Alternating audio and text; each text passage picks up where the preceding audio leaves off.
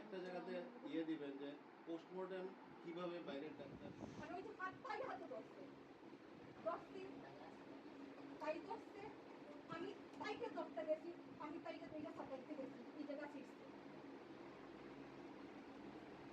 আর কিছু যাবতীয় পত্রপত্রিকায় আমরা পেয়েছি যে ধর্মনগর নোয়াপাড়া প্রগতি রোডে এই বলে একজন গৃহবধূ আত্মহত্যা বলেছে, কিন্তু এটা আত্মহত্যা না, হয়তো বা এটা তাই হতে পারে।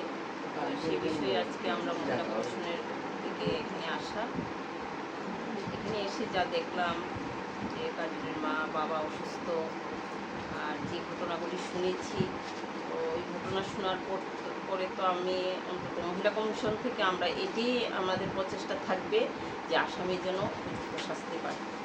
আজকে কাজলি গেল কাজলি গেল আরেকদিন আরেক মার কুল খালি হবে, এটা যেন না হয়।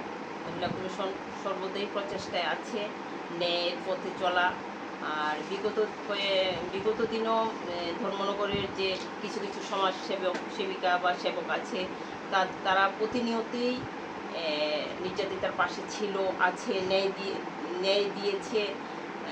আমার আশা বিশ্বাস আজকে এই ধর্মনগরের যে সমাজের উন্নয়নের জন্য, সমাজে যেন এরকম ঘটনা না ঘটে, এই যেগুলি সব দেখছে তাদের প্রচেষ্টায় হয়তো বা আগামী দিন কাজলের অপরাধীও শাস্তি পাবে, এই বিশ্বাস, এই আশা আমাদের আছে।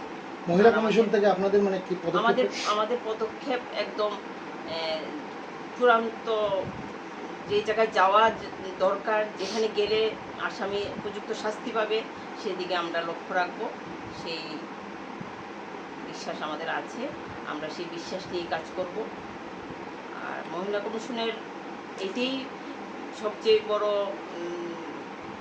নিয়ে কাজ করে যে অপরাধী যেন ছাড়া না পায়, অপরাধী শাস্তি পায়, সেটাই আমাদের প্রচেষ্টা থাকবে। আমার নাম রত্না দেবনাথ, মেম্বার অফ